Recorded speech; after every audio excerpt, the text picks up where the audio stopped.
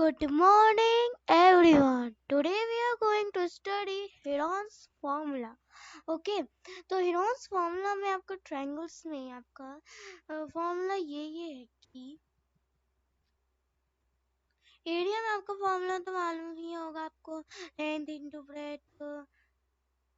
मैं ट्रायंगल का नहीं बता रही, मैं रेक्टेंगल का बता रही हूँ।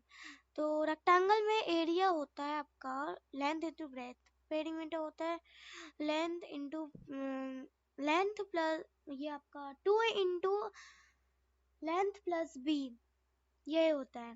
ठीक है, डायगोनल में आपका ये स्क्वायर रूट के अंदर length square plus B breadth square, ये होता है रेक्टेंगल का फॉर्मूलाज।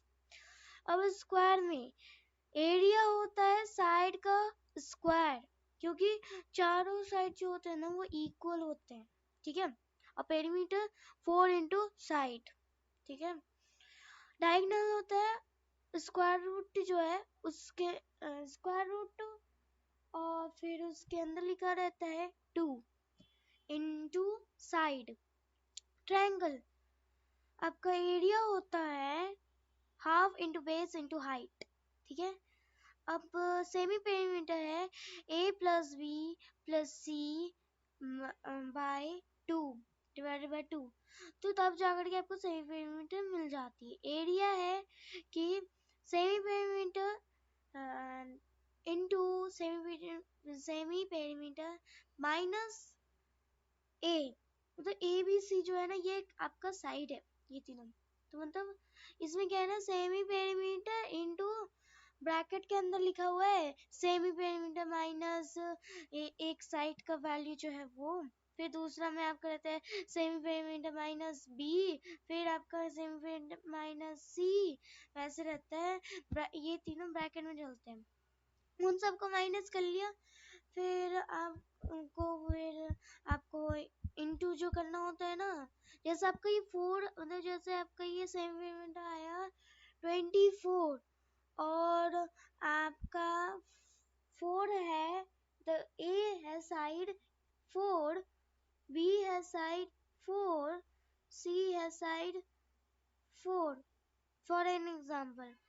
तो अब इसमें अब आपका ना 24 में माइनस हो जाएगा 4, तो हर जगह आएगा 20, तो फिर 20 हर जगह आएगा, तो फिर आप 20 का हाफ, मतलब ये 20 का आप HCF लोगे ना, तो आपको जो आएगा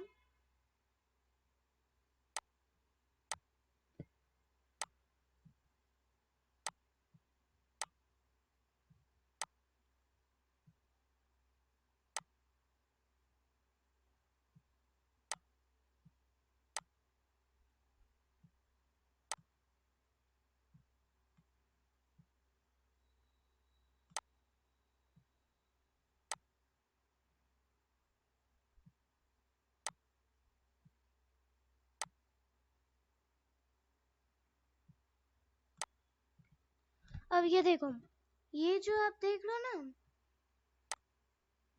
ये जो पेयर ऑफ 2 देख रहे हो ना, ये 2 ना आपका बाहर चला जाएगा, 5 जो रहेगा ना वो अंदर ही रहेगा। ठीक है, तो अब तीनों में आपका बी 20 आया है, तो फिर तीनों में आपका ये 2 सबका निकलेगा, तो मतलब 3 टू ब्रैकेट है, तो मतलब कितना 3 ठो 2 निकलेंगे, मतलब 8 हो गया, और अंदर में कितने 5 है, आपका 3 इंटू 5 है, तो उसमें से एक आपका 5 बाहर निकल जाएगा, अंदर एक 5 रह जाएगा। ठीक है, मतलब हो गया 40√5। ठीक है, तो इस तरीके से इसमें सॉल्व होता है।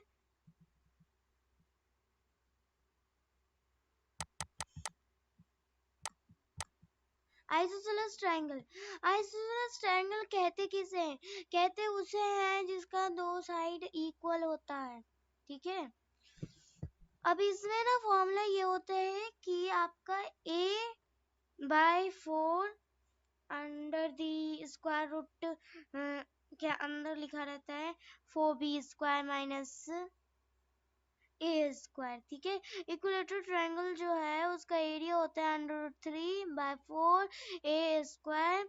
इक्विलेटरल ट्रायंगल में ना आपका तीनों का साइन है इक्वल ही होता है।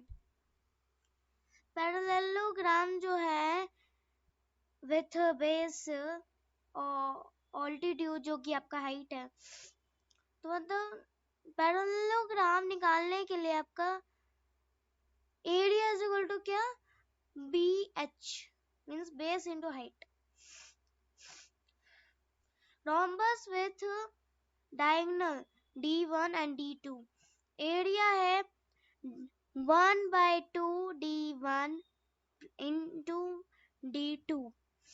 पेरीमीटर है 2 स्क्वायर रूट के अंदर D1 माइनस D2, इन दोनों का स्क्वायर होगा।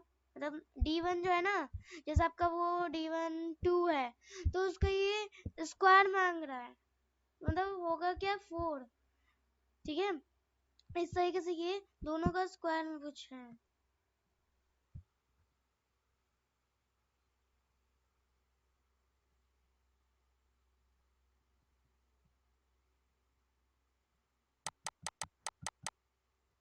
अब है यहाँ पे आपका कि trapezium with parallel sides A and B and the distance between two parallel sides H, तो एरिया होगा आपका half A plus B into height। Regular hexagon with side A, इसमें एरिया होगा 6 into area of an equilateral triangle with side A, जिसमें कि आपका दिखा रहा है 6 is multiplicated by √3/4 A square is equals to 3/2 √3 A square। Okay, ये सब फॉर्मूला आप जान जाओगे तो आप क्वेश्चन को समझ करके आप उस फॉर्मूला के अंदर फिट करके आप कोई भी क्वेश्चन सॉल्व कर सकते हो। बस इसमें यही चीज है।